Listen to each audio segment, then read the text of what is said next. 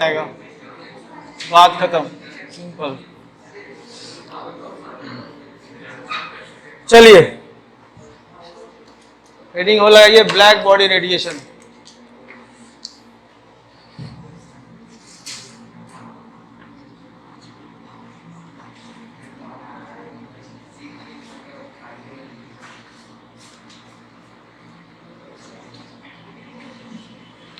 ये थोड़ा शांत रहियो, लिखने दो उनको भरपेट पहले वहां तक।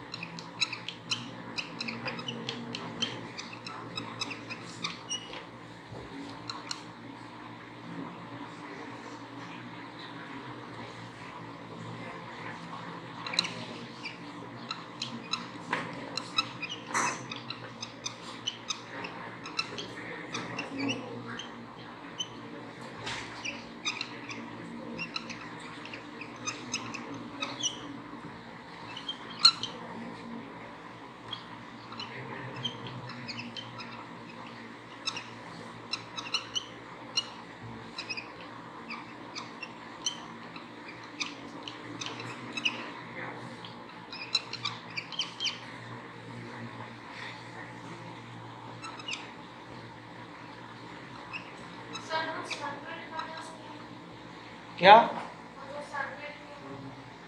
सर्किल? सर्किल का मतलब ये कलर का चेंज हम दिखा रहे हैं।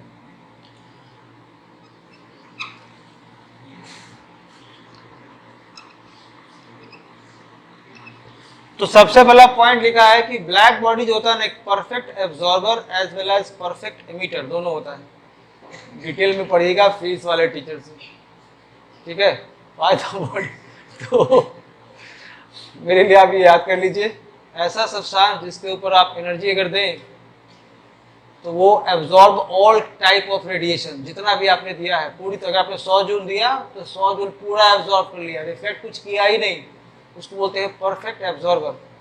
अब दिमाग में ये भी चलता है कि परफेक्ट ऑब्जर्वर परफेक्ट एमिटर कैसे हो गया, तो उल्टा होता है। इसको समझने के लिए मैं थोड़ा सा आपको आइडिया दे देता हूँ। मान लीजिए दो ऑब्जेक्ट है, दोनों का एक सर्टेन टेम्परेचर है, मान लीजिए अराउंड 500 डिग्री सेंटीग्रेड। अब हम इसका टेम्परेचर डाउन होने वाला है, टाइम के साथ में ठंडा होना शुरू होगा। तो मान लीजिए अगर ये ब्लैक बॉडी है और एक नॉर्मल ऑब्जेक्ट है, तो जब इसका टेम्परेचर डाउन तब होगा जब ये एनर्जी रेडिएट करेगा। तो ब्लैक बॉडी जो है ना बहुत फास्ट एनर्जी रेडिएट करेगा, बहुत जल्दी ठंडा हो जाएगा। लेकिन इसको ठंडा होने में वक्त लगेगा, बिकॉज ये नॉर्मल ऑब्जेक्ट। तो जो ब्लैक बॉडी होता है वो मैक्सिमम एमिटर है, तो जितना जल्दी वो एमिट करेगा वो उतना जल्दी ठंडा होगा ना। तो इसको टाइम कम लगेगा, इसको टाइम ज़्यादा लगेगा। ये समझने के पॉइंट है उसे, और डिटेल में पढ़ना है जाकर के तो फीस वाले सर को परेशान करिएगा, क्योंकि थर्मोडायनेमिक्स में इसका नाम है, आपको पढ़ने को मिलता है ब्लैक बॉडी रेडिएशन। अभी शुरुआत ही हुआ है कंटेंट। अब देखिए, अब यहाँ पर हम एक एक्सपेरिमेंटल फिनोमेना देखने वाले हैं। साइंस में मैंने बार बार आपको चीज समझाई है, एक्सपेरिमेंटल के आउटकम है उसको आप चेंज नहीं कर सकते, जो आया है उसको आपको मानना पड़ेगा, और आपकी थ्योरी उसको जस्टिफाई करे तब थ्योरी आपकी ठीक है। अगर जस्टिफाई नहीं कर पा रही है, इसका मतलब है या तो कोई और थ्योरी अप्लाई होगा या तो आपकी थ्योरी गलत है।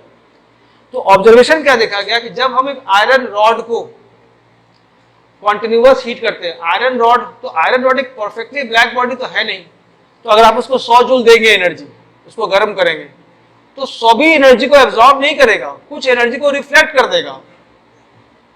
तो जो रिफ्लेक्ट हो गया, हम चाह रहे थे कि हम तुमको 100 दिए थे, मुझे 100 का हिसाब दो कि 100 जूल का क्या किया तुमने, ये करके कुछ मैंने रिफ्लेक्ट कर दिया। तो हम क्या चाह रहे हैं, 100 का हिसाब चाहिए। इसका मतलब है हम चाह रहे हैं ऐसा बॉडी जो पूरे 100 जूल को क्या करे, एब्जॉर्ब कर ले। ये काम कौन कर सकता है, ब्लैक बॉडी, इसलिए इसका हेडिंग है ब्लैक बॉडी रेडिएशन। तो जैसे काउंटर है ना कि आप लिखते हो आयरन रॉड, तो लिखो आयरन रॉड रेडिएशन। तो हम एक परफेक्ट एग्जांपल ले रहे हैं जो सभी एनर्जी को एब्जॉर्ब करे, वो एक ब्लैक बॉडी ही कर सकता है। That's why the example heading क्या लिखा गया, ब्लैक बॉडी रेडिएशन। बट आप एग्जांपल की जब बात करें तो ये तो आपको मिल नहीं रहा है, तो फिर आप एक नॉर्मल ऑब्जेक्ट लेके देखते हैं कि क्या इसमें हो रहा है। तो क्या देख रहे हैं कि कंटिन्यूअस हीट कर रहे हैं ना, तो उसके कलर में चेंज आ रहा है। कैसे चेंज आ रहा है, पहले रेड कलर दिख रहा था, फिर येलो कलर दिखने लगा, और फाइनली वो चला गया ब्लू कलर के ऊपर। ये आपका ऑब्जर्वेशन है। अब जब ये रेड से येलो और येलो से ब्लू कलर हुआ तो हुआ क्या, तो VIBGY-OR, अगर आप लेफ्ट से राइट जाएंगे ना तो वेवलेंथ बढ़ता है, और वेवलेंथ का फ्रीक्वेंसी से उल्टा रिलेशन है। इसका मतलब फ्रीक्वेंसी यहां से इस तरफ बढ़ेगा। जब भी हम एरो ड्रॉ करेंगे तो ये इसका टेल कहलाएगा मिनिमम और हेड कहलाएगा मैक्सिमम। तो अगर ये ऐसे जा रहा है, इसका मतलब है इसकी फ्रीक्वेंसी ज्यादा है और इसकी फ्रीक्वेंसी कम है। तो रेड से येलो और येलो से ब्लू कलर हुआ, इसका मतलब है कलर का चेंज हो रहा है, और हर कलर की अपनी एक फ्रीक्वेंसी है। तो इस फिनोमेना को देख के आपका एक आउटकम निकल के आ गया कि हीट करने से लगातार इस पर्टिकुलर ऑब्जेक्ट जो एनर्जी रेडिएट कर रहा है उसकी फ्रीक्वेंसी लगातार क्या हो रही है, इंक्रीज हो रही है, बिकॉज कलर यहाँ पे चेंज हो रहा है, और every colour has its own frequency. तो पहले रेड मिला, उसकी एक फ्रीक्वेंसी है, फिर येलो कलर दिख रहा है, उसकी एक फ्रीक्वेंसी है, फिर ब्लू कलर दिख रहा है, उसकी एक फ्रीक्वेंसी है, और फ्रीक्वेंसी लगातार इंक्रीज कर रही है आपका ऑब्जर्वेशन। अब इस ऑब्जर्वेशन को हम जस्टिफाई करेंगे मैक्सवेल थ्योरी से और प्लैंक्स क्वांटम थ्योरी से जस्टिफाई करने वाले हैं। तो सबसे पहले आता है in terms of Maxwell theory.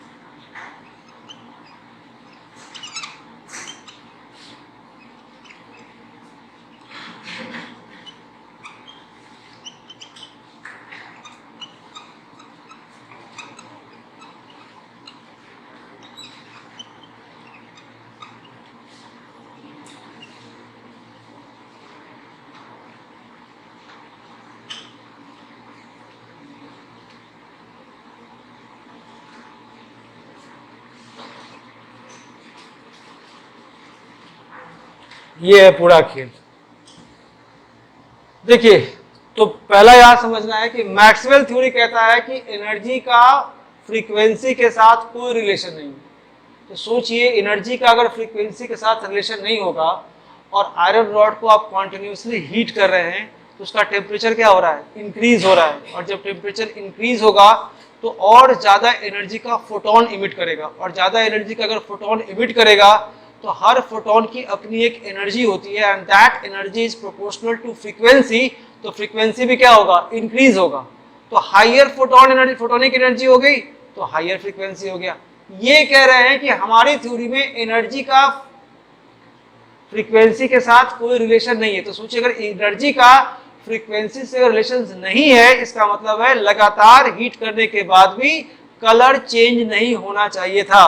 तो अगर कलर चेंज नहीं होता तो follow Maxwell theory, but colour change हो रहा है तो does not follow the Maxwell theory. तो ये क्या फॉलो करता है, प्लैंक्स क्वांटम थ्योरी। अभी जस्ट समझाया, ज्यादा एनर्जी ज्यादा टेम्परेचर, ज्यादा टेम्परेचर होगा तो हाई एनर्जेटिक फोटोन निकलेंगे। और प्लैंक्स क्या कहता है, the energy of a photon is directly proportional to the frequency. तो जिसका एनर्जी ज्यादा उसकी फ्रीक्वेंसी ज्यादा, तो उसके हिसाब से कलर।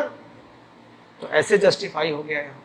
एनसीईआरटी में ये एक डायग्राम प्लॉट करके रख दिया है इंटेंसिटी वर्सेस वेवलेंथ के ऊपर।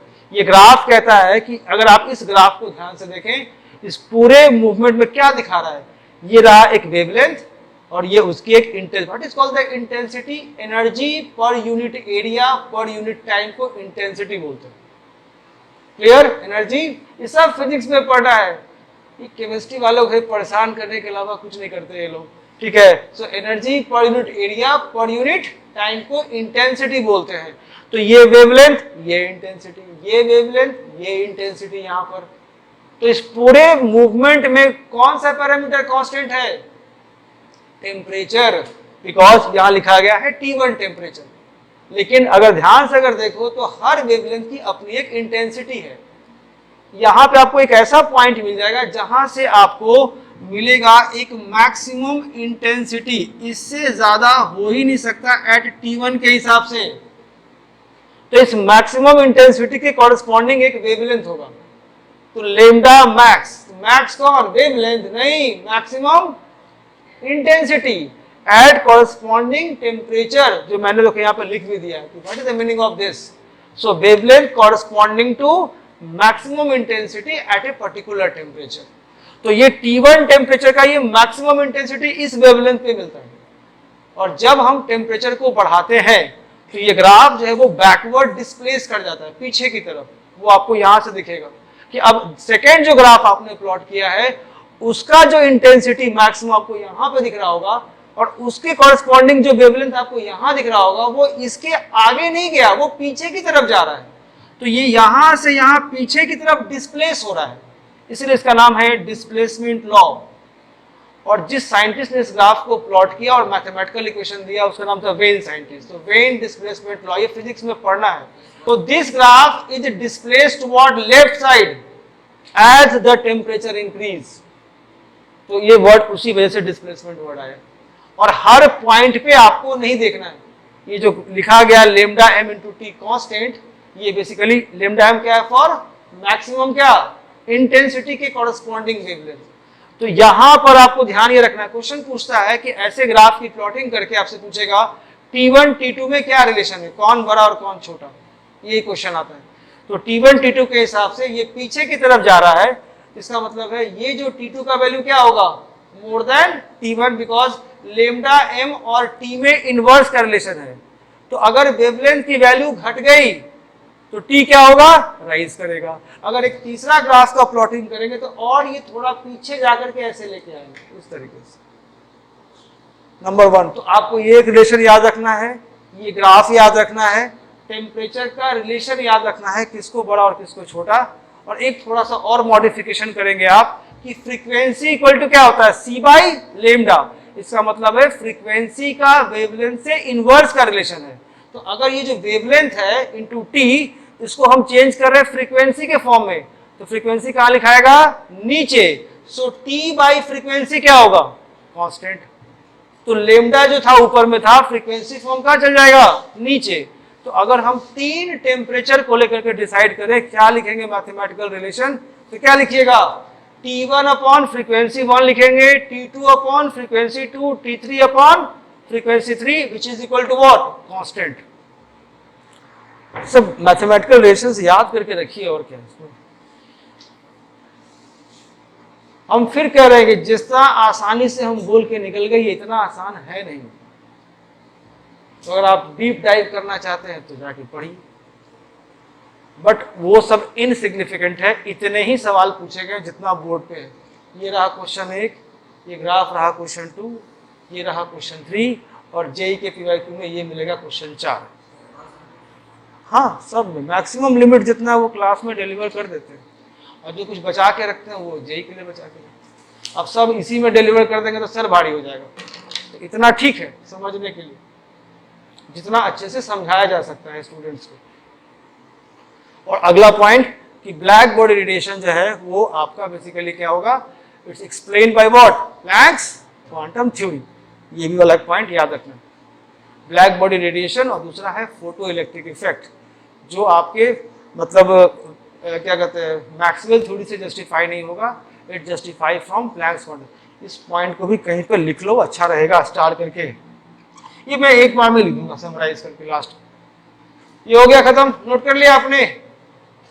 चलिए अगला हेडिंग लगाइए, फोटो इलेक्ट्रिक